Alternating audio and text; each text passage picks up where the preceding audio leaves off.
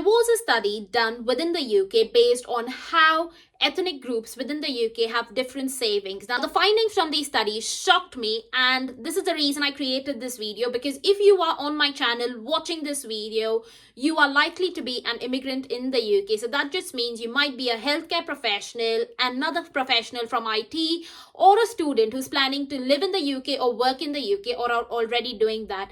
And if that is you, you need to be aware that there are reasons why you are going to be financially poor in the UK. And today's video is going to try and bring about a change in that outlook and hopefully give you some really good tips on how to not stay broke in the UK as a first generation immigrant. But before we move ahead, my name is Nikita and I make videos about living in the UK, working as a healthcare professional and landing those roles. And if any of this is of interest to you, do not forget to follow me on Instagram. My handle is Physiotherapy in UK, but also drop me a subscribe on YouTube. So let's talk about the 5 reasons why you are going to be broke as a first generation immigrant and how can you change that. The first reason why you are going to remain poor is too much reliance on credit. So let me share a story. When I lived in India, I did not have a single credit card. Now that was not essentially a bad thing, but also it wasn't the best thing, because let's be honest, I wasn't building myself up a good credit score.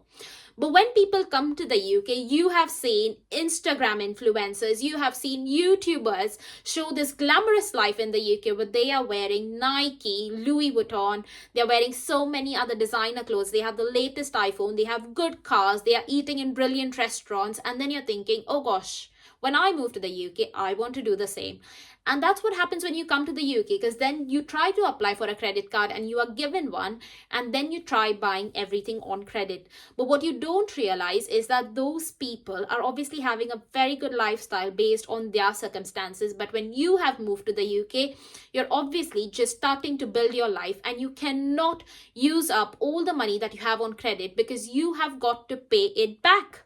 Another option that a lot of people in the UK use quite frequently, and again, I have seen this very commonly across my immigrant friends, is the option of buy now, pay later. So for example, you go to big stores like Marks and Spencer's or even more expensive stores like Selfridges in London, and you really like a perfume, a dress, a bag. It's completely fine to say, yep, I like it, and go ahead and buy it. But my understanding is if you do not have the cash to buy it outright, please don't go in with the option of buy now and pay later, because what that does is that you end up spending more than what you originally estimated for, and that can leave a big hole in your bank balance, because again, that is a form of credit which does not help you. So obviously, poor utilization of credit is one of the reasons why people in the UK struggle to build financial independence. Now, if you are a student, financially, you are going to be really stretched and you want to find the best budget-friendly accommodation for you that you can, so that you can be stress-free. And this is where Amber Students comes in, because they have affordable budget-friendly options for you close to your university. All you've got to do is click get personalized guidance on their website, fill in the form, and they will contact you directly. So do that, guys, and book your accommodation if you are coming in as a student in Jan's intake or September next year. The second reason why you are staying poor is because you are not building wealth in the UK.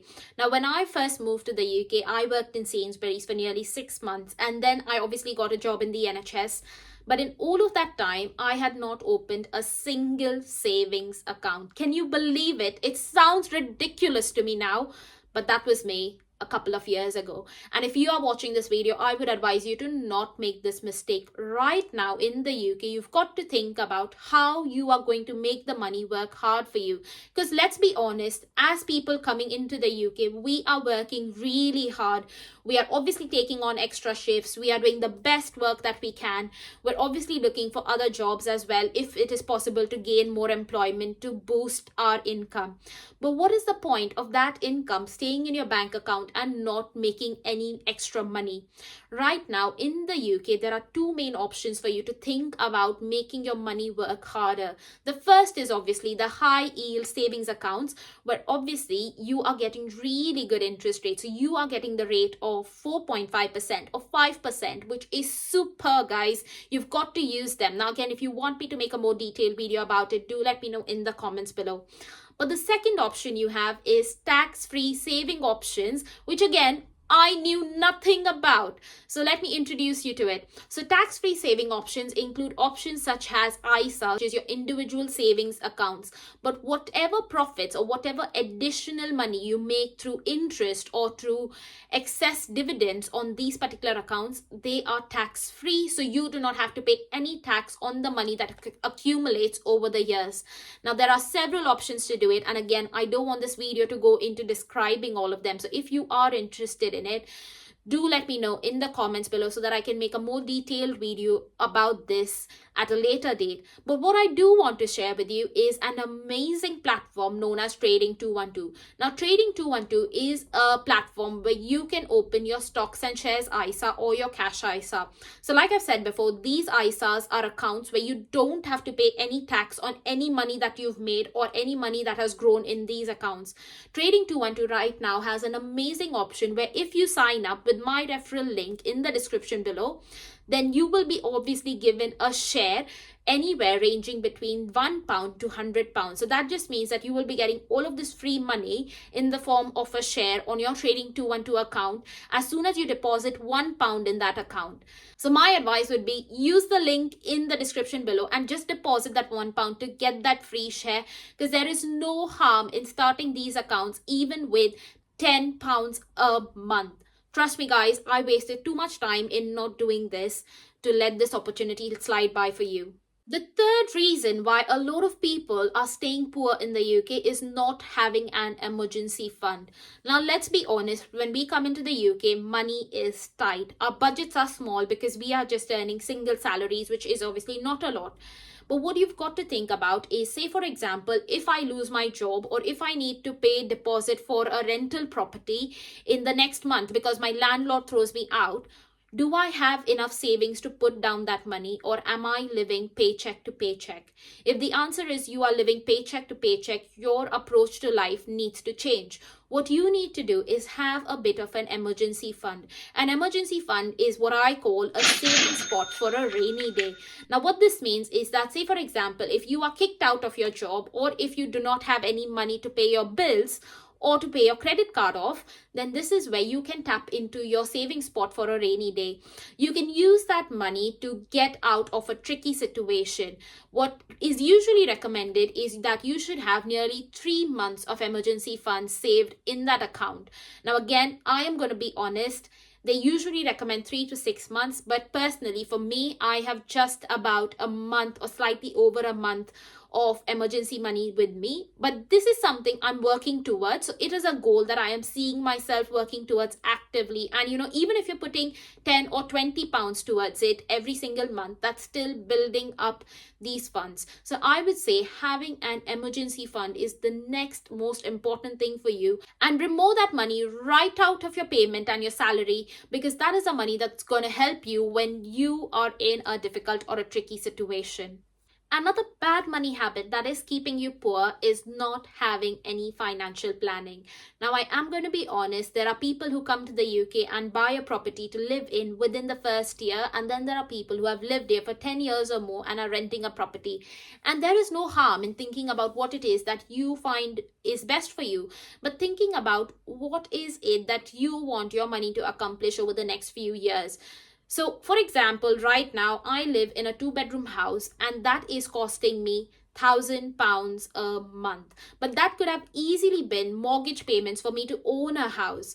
So do you see the difference? Right now, I am paying somebody else's mortgage. But if I was able to buy a house, I would be paying my mortgage. And maybe say 20 years down the line or 30 years down the line, I would have owned the house, which would have brought me so much joy. But that is not me right now, because I have demonstrated poor financial planning, and that is not something I actively looked at. So again, if you are somebody who is just starting out or who is building your finances in the UK, think about how you can plan your finances in a better way. One rule of thumb or one strategy that a lot of people have used in the past is using the 50-30-20 method, where 50% of your salary goes towards your needs, which is your bills, your rent, your food, your groceries, your car expenses, fuel expenses, etc. 30% of it goes towards your wants. So things like a vacation fund, or things like eating out expenses, or a fun day expenses, or things like hobbies and subscriptions. and 20% of it goes towards savings. Now, what is important for you to remember is that you take out that 20% on payday and pay it into a savings account or an investment account, and don't leave it be. Because usually when we think about going on vacations, we dip into our savings, not realizing that we are putting our long-term financial independence at a risk. Another final bad money habit that I think eats into a lot of people's income or salaries is trying to send money back home. Now, don't get me wrong, I am not against supporting your families. Obviously, when any one of us plans to come to the UK, we want to support our families back in India, Pakistan, Bangladesh, Sri Lanka, Turkey, etc. But what we've got to remember is that we've got to do it in a smart way. Now, when I say smart, what I essentially mean is think about what is the best way for you to send money back home. Personally, for me, I have used Remitly in the past because I have found that the conversion rates over there are one of the best I have seen so far. And the money transfer usually happens within minutes. So that's lesser stress for me and my family back home, because they know that money is arriving in their accounts without any tension and without any time for them to use immediately. Now, if you want to get on Remitly and use that as a way to send money back home, do not forget to use my referral link in the description below, because that gives you £100 of free money transfer in your first time. So feel free to use it, guys, and do let me know how it works out for you. But that's it from today's video. Let me know if any of this has helped you and if you want me to make videos like this in the future. Take care.